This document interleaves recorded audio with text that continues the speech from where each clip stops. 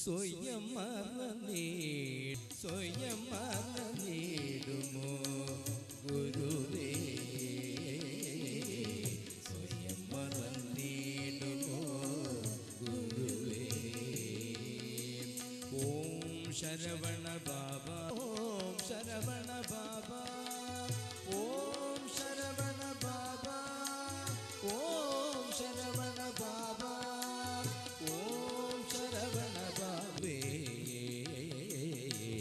സ്വയം മറന്നിടുമോ ഗുരുവേ,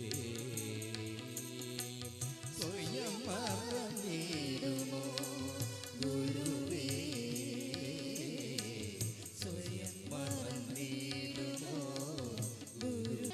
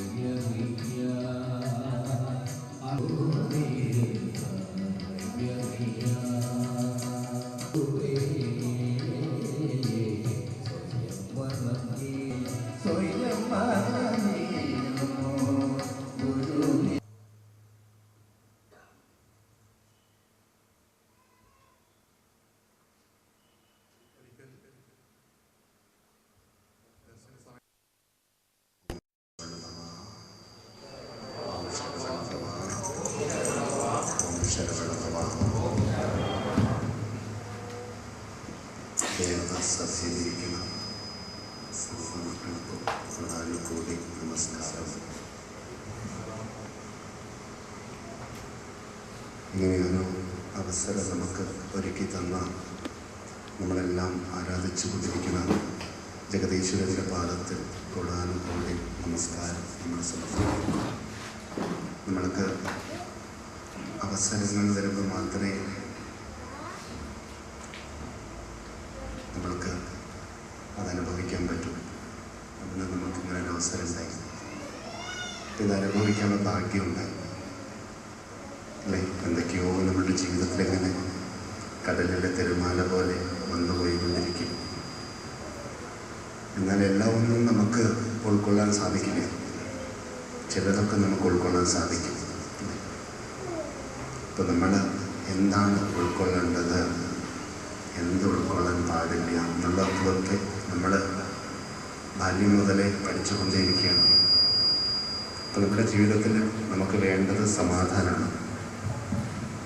സമാധാനം നമുക്ക് ഇന്നത്തെ കാലത്തിന് അനുസരിച്ച് നമ്മൾ ചിന്തിക്കുകയാണെങ്കിൽ സജ്ജന സംഘത്തിലൂടെയും സത്സംഗത്തിലൂടെയും മാത്രമാണ് നമുക്ക് സമാധാനം കിട്ടുക. നമുക്ക് സജ്ജന സമ്പർക്കം വേണം, പിന്നെ സത്സംഗവും വേണം. ഇതിലാണ് സമാധാനമുള്ളത്. ഇന്ന് അപൂർവമായിട്ട് സജ്ജന സംഗമങ്ങളൊക്കെ നടക്കാറുള്ളൂ.